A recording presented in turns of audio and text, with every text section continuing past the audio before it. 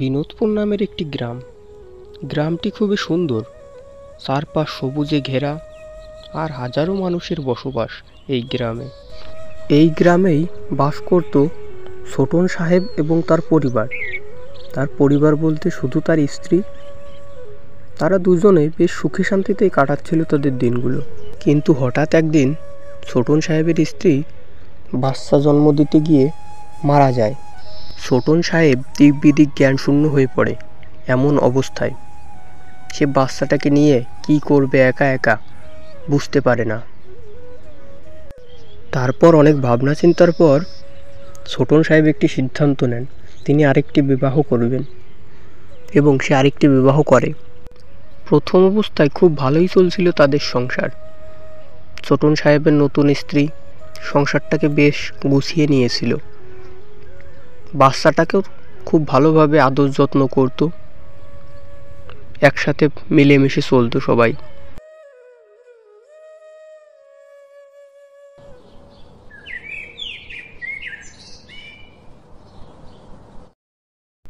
প্রথম অবস্থায় এভাবে বেশ ভালো দিন কাটলেও কিছুদিন পর থেকে সমস্যা শুরু হয় তাদের সংসারে।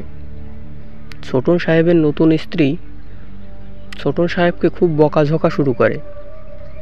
বাচ্চাটাকে নিয়ে তার সংসারে অনেক ঝামেলা হয়, এই নিয়ে অনেক বকাঝকা শুরু করে। ছোটন সাহেবেরও কিছু বলার ছিল না। তিনি যে তার স্ত্রীর মুখের উপরে কোনো কথা বলবেন সেরকম সাহসও তার ছিল না।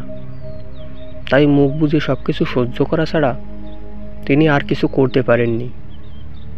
এভাবেই চলতে থাকে দিন। দিন দিন তার সংসারে অশান্তি বাড়তেই থাকে।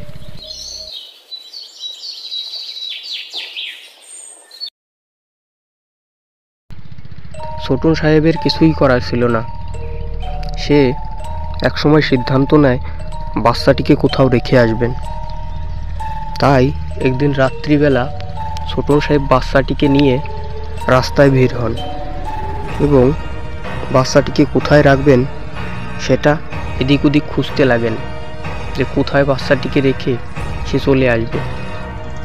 অবশেষে ছোটন সাহেব একটি গাছের নিচে বাচ্চাটিকে রেখে সেখান থেকে চলে যায়।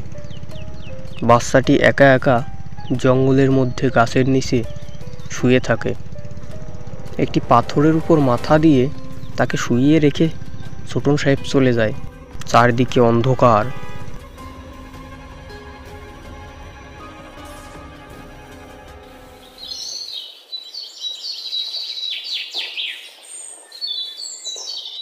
পরদিন সকালবেলা ওই রাস্তা দিয়ে একটি পাখি উড়ে উড়ে যাচ্ছিল।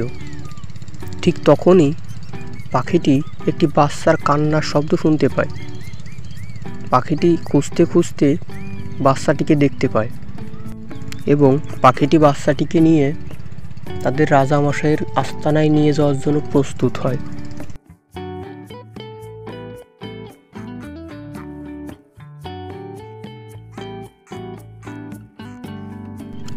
পাখিটি বাচ্চাটিকে নিয়ে বনের রাজা সিংহের কাছে নিয়ে যায় এবং তার আস্তানায় রেখে পাখিটি সিংহকে সব খুলে বলে, প্রথম থেকে কিভাবে কি হয়েছিল, কোথায় বাচ্চাটিকে দেখেছিল, সব পাখিটি খুলে বলে। এমন বাচ্চার খবর পেয়ে বনের সমস্ত পশু পাখি একদিন বাচ্চাটিকে দেখতে আসে।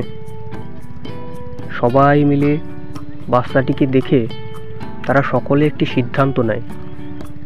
সকলের সিদ্ধান্ত যে এই বাচ্চাটিকে তারাই লালন পালন করে বড় করবেন। সকলে এই সিদ্ধান্তে একমত হয় এবং তারা বাচ্চাটিকে লালন পালন করতে শুরু করেন।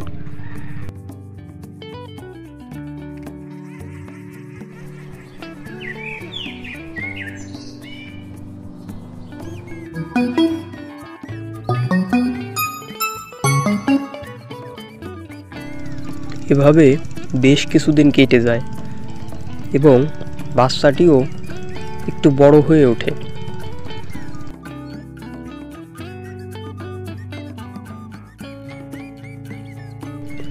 জঙ্গলে থাকার কারণে বাচ্চাটির কোনো প্রকার স্কুলে যাওয়া হয়নি, কিন্তু বাচ্চাটি ছিল প্রখর বুদ্ধিমান। সে জঙ্গল দিয়েই ঘুরে বেড়াতো সব সময়। কখনো গাছের নিচে বসে থাকতো, কখনো ঘুরে বেড়াতো। এভাবেই তার দিন কাটতে থাকে।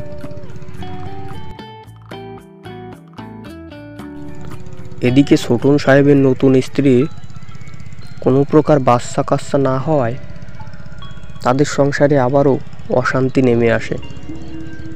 ছোটন সাহেবের স্ত্রী দিন রাত ছোটন সাহেবকে বকাবকি করেন।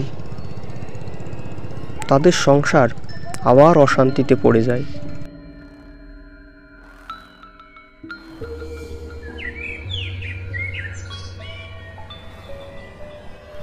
এভাবে বেশ কিছুদিন কেটে যায়। ছেলেটিও ধীরে ধীরে বেশ বড় হয়ে উঠেছে। পশু পাখিদের সাথে চলতে সে মানিয়ে নিয়েছে। বনের পশু পাখিদের সাথে বেশ ভালো সম্পর্ক হয়ে যায় ছেলেটির। ছেলেটি সারা দিন বনে এদিক ওদিক ঘুরে বেড়াতো। একদিন ছেলেটি জঙ্গলের রাস্তা দিয়ে হাঁটতে হাঁটতে হঠাৎ একটি রাজপ্রাসাদের সামনে চলে আসে। ছেলেটি রাজপ্রাসাদ দেখে খুব অবাক হয়।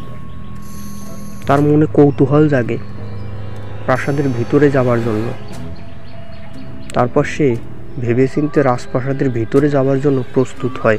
এখানে কি হচ্ছে সেটা বোঝার চেষ্টা করার জন্য ছেলেটি ভিড়ের মধ্যে মিশে যায় এবং ভিড়ের মধ্যে দাঁড়িয়ে সে বুঝতে চেষ্টা করে যে এখানে কি হচ্ছে।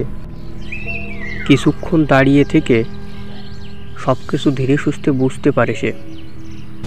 এখানে রাজ্যের রাজকন্যার জন্য পাত্র যাচাই করা হচ্ছে। রাজকুমারী সবাইকে 3টি করে প্রশ্ন করছে। যার প্রশ্নের উত্তর রাজকুমারীর মনের মতো হবে রাজকুমারী তাকেই বিবাহ করবে। কিন্তু দুঃখের বিষয় কেউই রাজকুমারীর মনের মতো প্রশ্নের উত্তর দিতে সক্ষম হয়নি। রাজকুমারী আবারও বলল, এখানে কি কেউ আছো এমন কেউ যে আমার প্রশ্নের উত্তর সঠিকভাবে দিতে পারবে? তখন ছেলেটি এগিয়ে যায় এবং বলে, আমি পারবো প্রশ্নের উত্তর দিতে।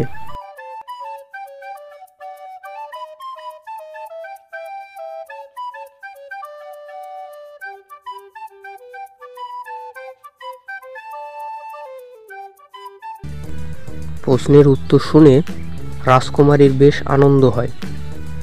সে প্রশ্নের সঠিক উত্তরটি পায় এবং রাজকুমারী এই ছেলেটিকেই বিবাহ করবে বলে ঠিক করে। ছেলেটি তার সকল কথা রাজকুমারীকে জানায়। তবু রাজকুমারী তাকে বিবাহ করতে রাজি হয় এবং তাদের বিবাহ হয়ে যায়। বিবাহের পর সেই রাজ্যের রাজা হয়ে যায় ছেলেটি।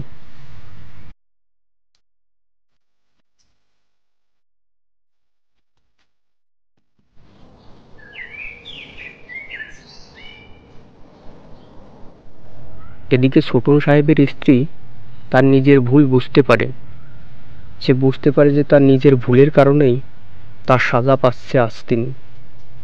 সে তখন অনেক কান্না করতে থাকে এবং তার স্বামীকে বলতে থাকে তার ছেলেকে ফিরিয়ে আনার জন্য। তারপর ছোটন সাহেব এবং তার স্ত্রী একদিন বের হয় তার ছেলেকে খোঁজার জন্য। একদিন ছেলেটি বনের পশু পাখিদের সাথে দেখা করার জন্য রাস্তা দিয়ে হেঁটে যাচ্ছিল। একটু এগিয়ে যাওয়ার পর ছেলেটি দেখতে পায় একটা দুষ্টু বাঘ দুজনকে আটকে রেখেছে রাস্তায়। ছেলেটি এটা দেখে সেখান থেকে ছুট লাগায় এবং দৌড়ে গিয়ে সেই পশু পাখিদের সবাইকে ডেকে নিয়ে আসে। সবাইকে সব ঘটনা খুলে বলে। সব ঘটনা শোনার পর পশু পাখিরা বলে, তাড়াতাড়ি চলো তো। এবং সবাই আসে।